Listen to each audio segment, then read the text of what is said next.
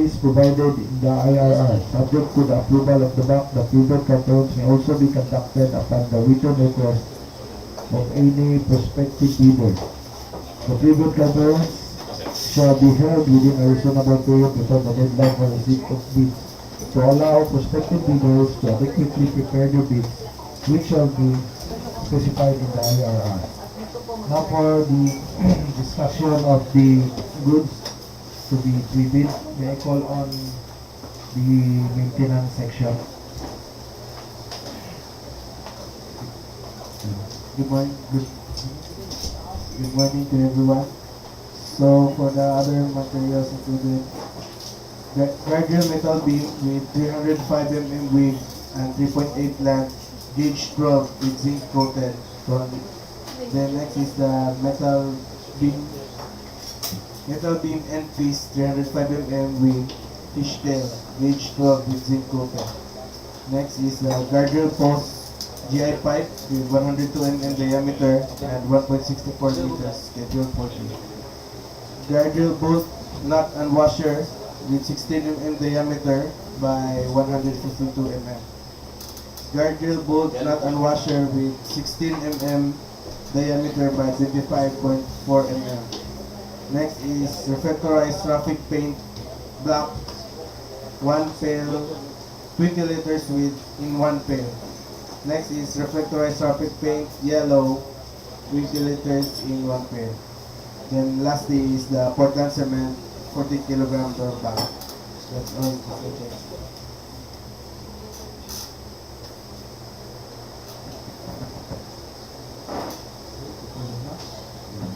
Thank you very much. So, any reminders from the construction section? How about any representative from the materials? So, wala. No? So, I think we have to proceed with the schedule. Schedule. How about DWD?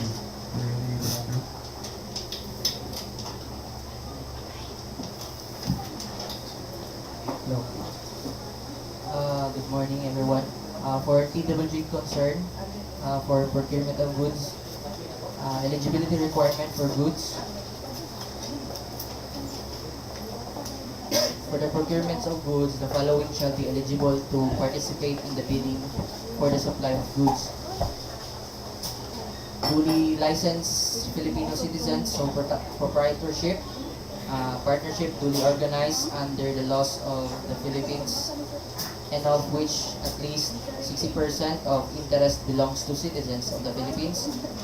Corporations duly organized under the laws of the Philippines, of which at least 60% of interest belongs to citizens of the Philippines. Cooperatives duly organized under laws of the Philippines, or persons or entities forming themselves into joint venture, provided however that Filipino ownership of joint venture concern shall be at least 60%. For foreign bidders may be eligible to participate in accordance with the guidelines issued by the GPTV.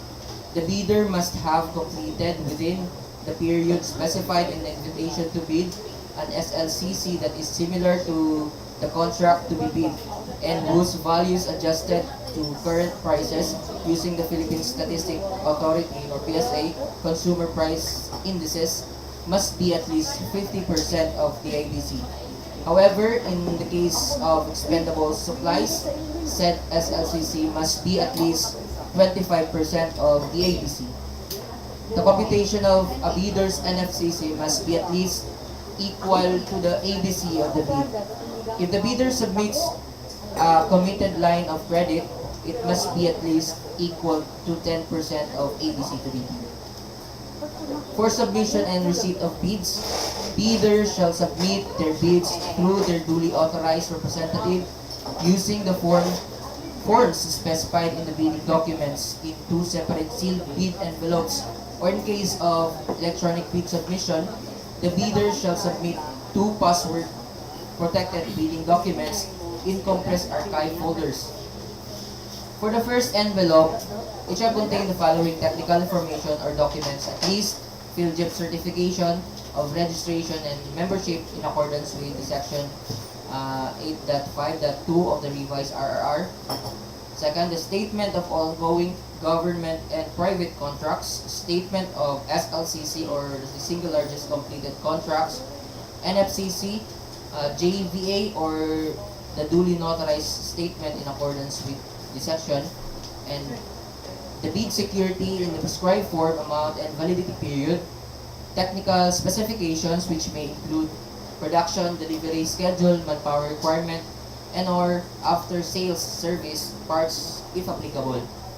Omnibus sworn statement in accordance with this section, the foreign bidder claiming eligibility by reason of their country's extension of reciprocal rights to Filipinos, a certification from the relevant government office of their country stating that Filipinos are allowed to participate in their government procurement activities for the same item of or product.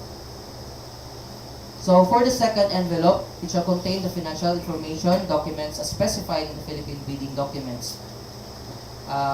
Note, bid shall be received by the BAC on the date, time, and place specified in the invitation to bid.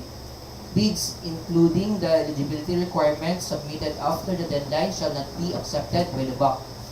The original copy and copy 1 of the bid form shall be typed or written in ink and shall be signed by the bidder or its duly authorized representative.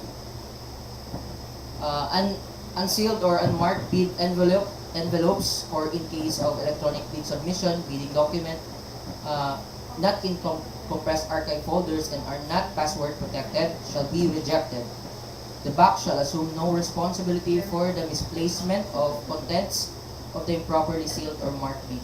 Any missing, incomplete, patent insufficient document in the above mentioned checklist is ground for outright rejection of the bid. Proper tabbing, use A4 bond paper. For bid evaluation for the procurement of goods, the BAC through its secretariat may ask in writing the bidder for clarification of its bid. All responses to requests for clarification shall be in writing. For the procurement of goods, the BAC shall evaluate the financial component of the bids to determine the lowest calculated bid using the following step. The BAC shall immediately conduct detailed evaluation of all bid using non-discretionary criteria and considering the following: the completeness of the bid, arithmetical corrections. The BAC shall evaluate all bids on all equal footing to ensure fair and competitive bid comparison. In case of discrepancies between bid prices and figures and in words, the words shall prevail.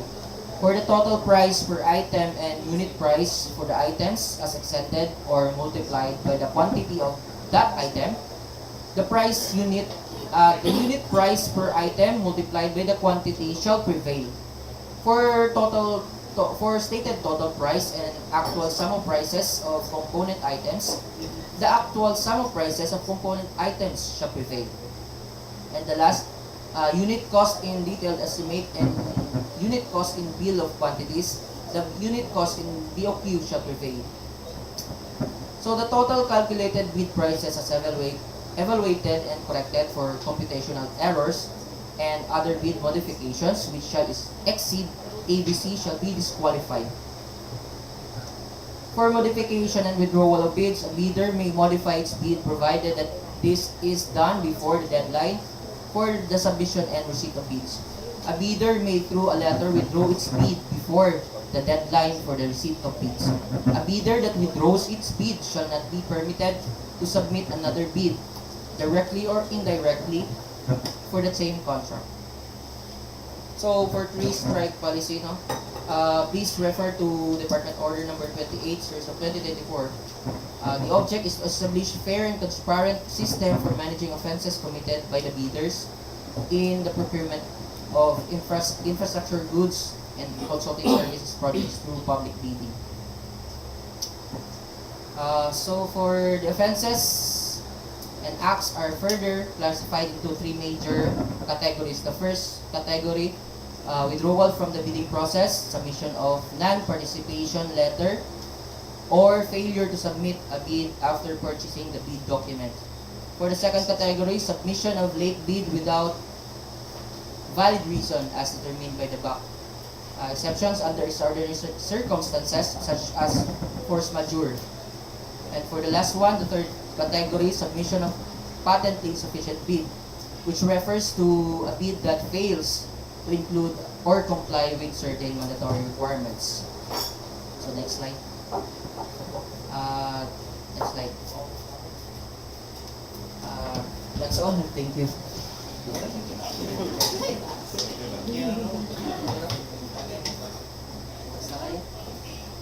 Okay, thank you very much, Engineer Halil. So, for the schedule of bidding, I call again our procurement heads, Engineer Pano.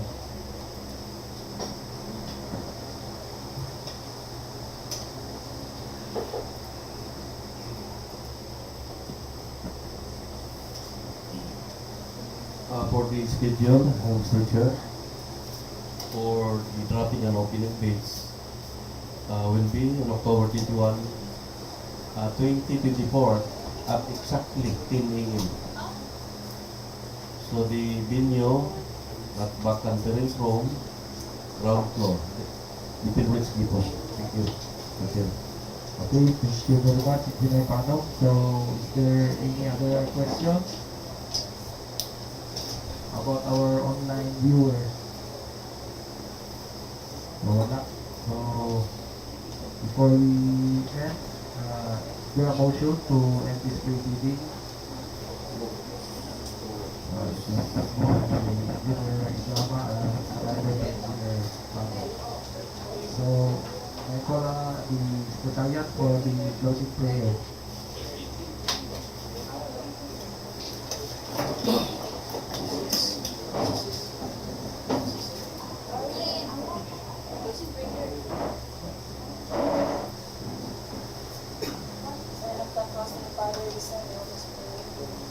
Lord, thank you for all the success of our pre-bidding conference. Let peace prevail in our workplace. Keep us always safe and let your heart witness in our heart. Amen. In the Father, Son, and the Spirit. Pre-bidding is okay. So,